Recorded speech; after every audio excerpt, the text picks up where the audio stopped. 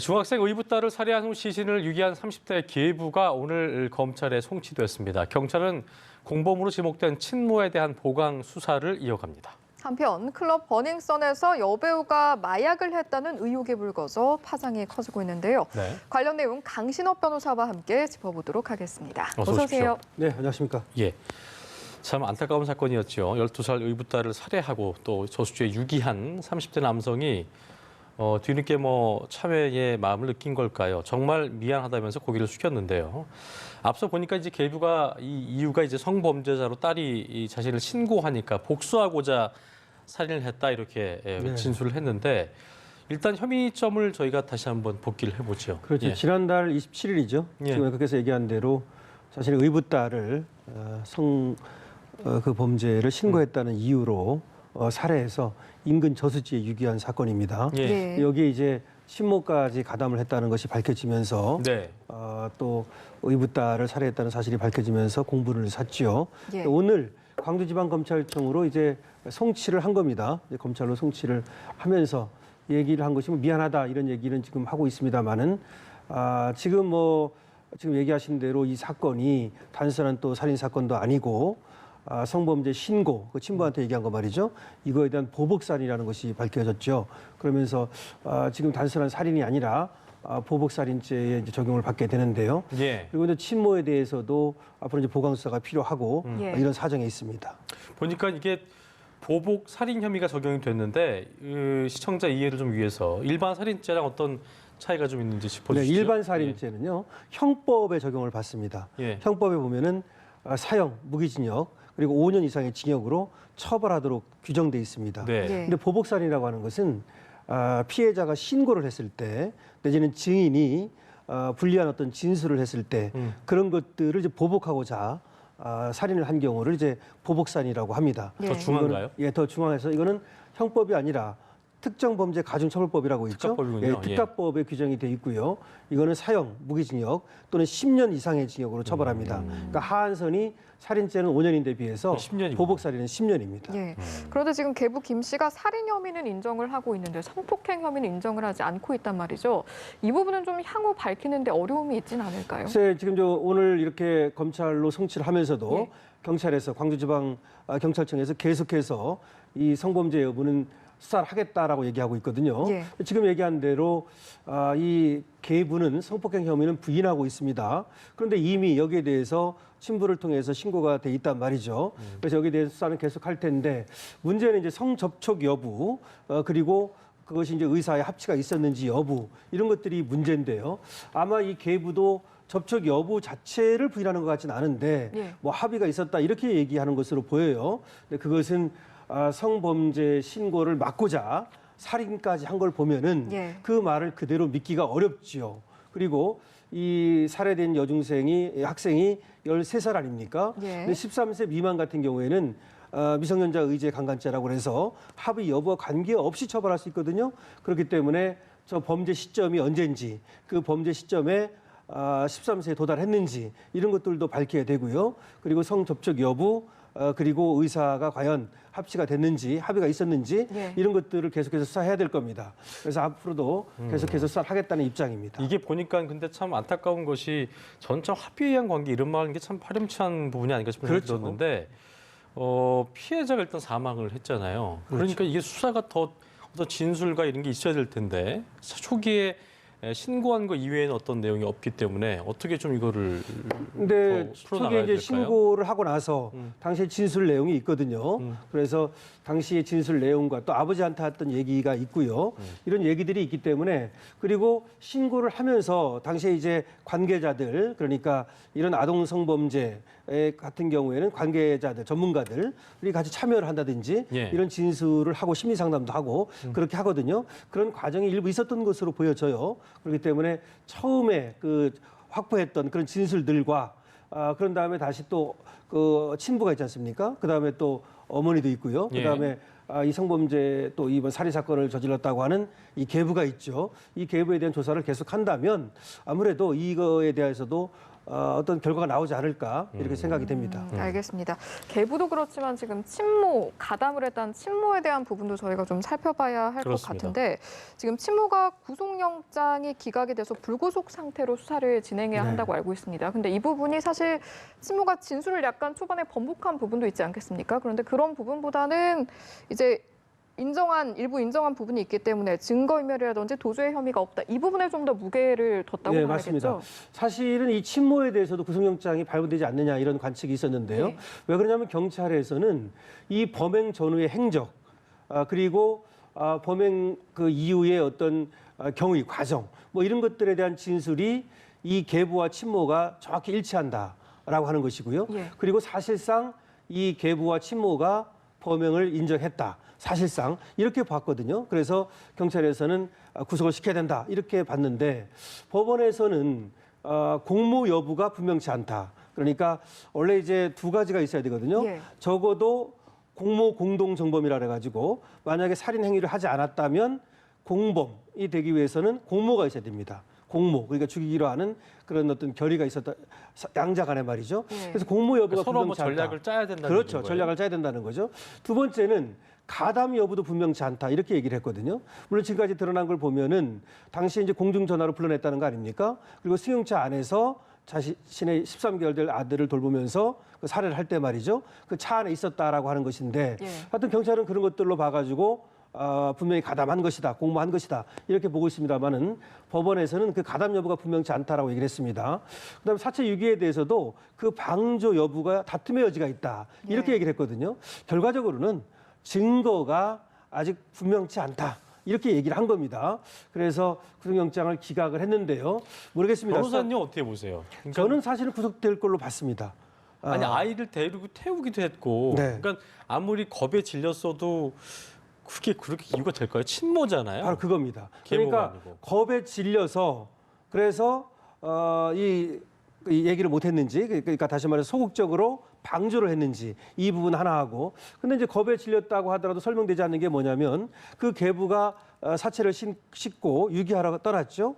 그리고 그 당시에는 따로 떨어져 있었거든요. 이 친모는 자신의 집으로 돌아갔었거든요. 근데 그때 신고를 하지 않은 점 이런 것들이 미심쩍은 것이죠. 그러니까 만약에 겁에 질려가지고 다시 말해서 이 계부가 자신까지 해칠까 봐 그래서 신고를 하지 못했다면 적어도 서로 떨어졌을 때 이 사체를 유기하러 갔을 때 이때는 신고가 있었어야 되는데 신고를 하지 않았다는 점 그렇죠. 이런 것들은 상당히 의아스러운 것이죠. 그래서 아무래도 이 부분에 대해서는 다시 수사를 해서 경찰에서 재청구를 할 가능성도 좀 있다고 보여집니다. 아니면 이제 검찰에서 다시 또 수사를 해가지고 법원에 청구를 할 가능성도 아직까지는 배제할 수 없는 거죠.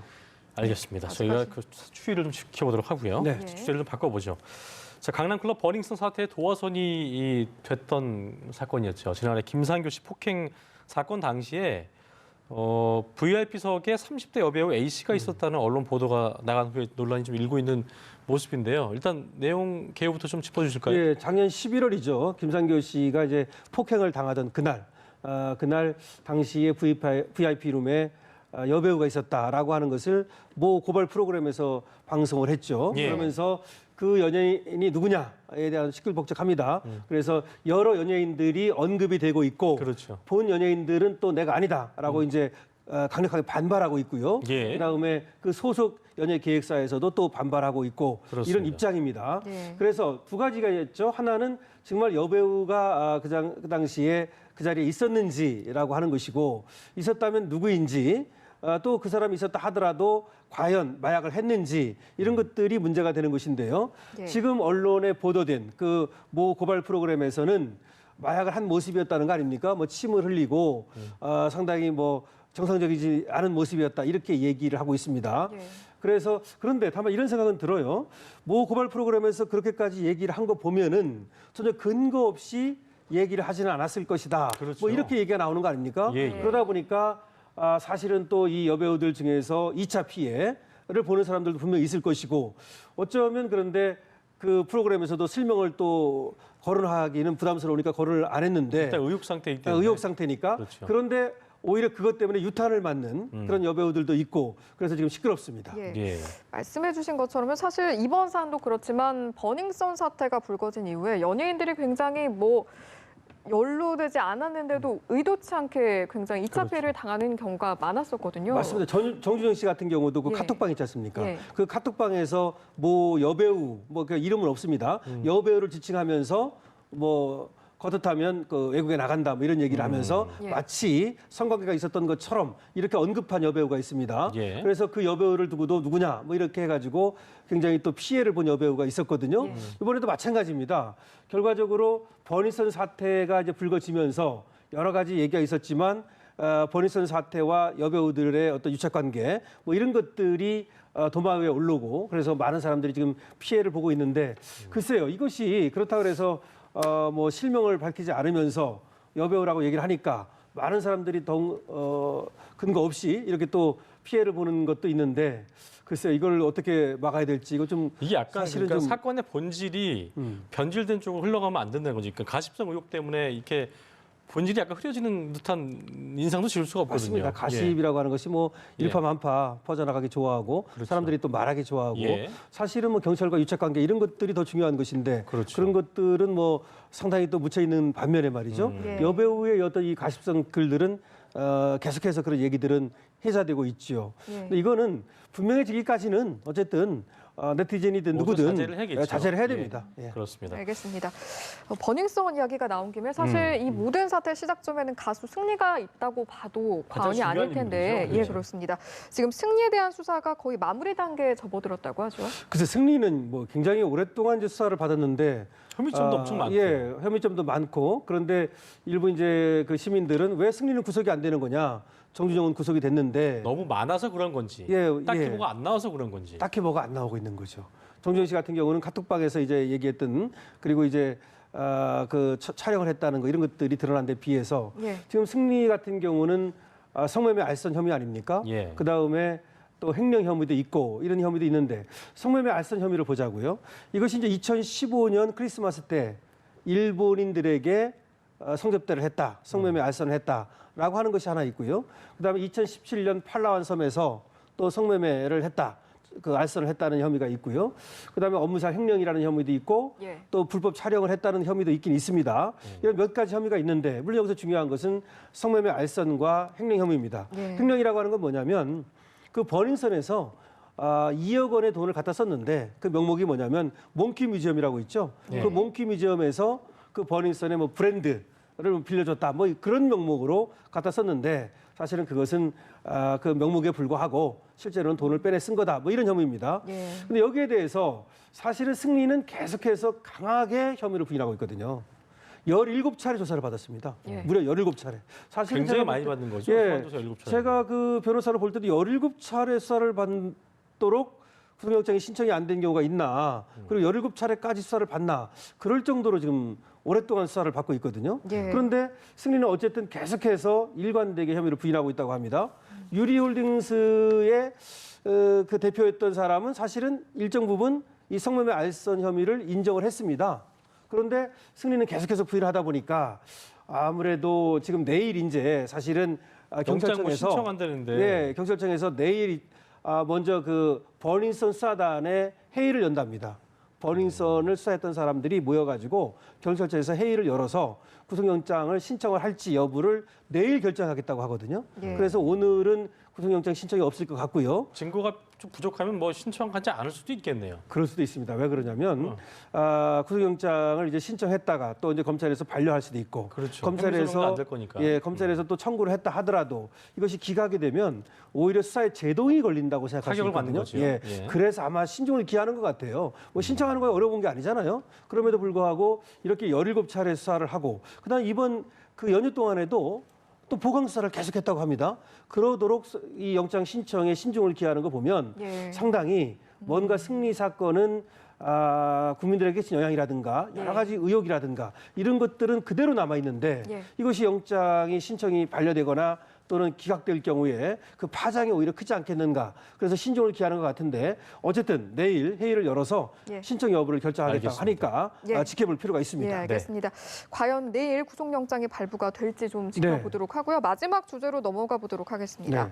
아역 배우 지망생의 부모들을 대상으로 사기를 벌인 일당에 대한 이야기. 이 부분 일단 사건의 개요부터 좀 짚어볼까요? 네, 맞습니다. 이번에 이제 사기는 뭐냐면 아역 배우를 지망하는 사람들이 많잖아요. 그러니까 모 연예 기획사에서 이 아역 배우를 지망하는 부모들에게 전화를 거는 겁니다. 그 번호를 어떻게 구하냐면 예. 그 아역 배우 지망생의 프로필과 연락처를 구한 다음에 임의로 무작위로 전화를 돌려가지고서 당신 자녀가 광고나 드라마, 영화 여기에 캐스팅이 됐다. 예. 그러니까 오디션을 보러 와라. 예. 이렇게 얘기를 합니다. 그러니까 이제 아역 배우 지망생의 부모들은 좋을 거 아닙니까? 그래서 이제 오디션을 보러 가는 거예요. 예. 그러면 형식적으로만 오디션을 봅니다. 형식적으로만 보고 나서는 노래도 잘하고 얼굴도 좋고 다 좋은데 뭐 그 연기가 부족하다. 시간 관계상 오늘 이야기는 여기서 좀 마무리 짓겠습니다. 지금까지 강진호 변호사와 함께했습니다. 오늘 말씀 고맙습니다. 네, 고맙습니다. 예.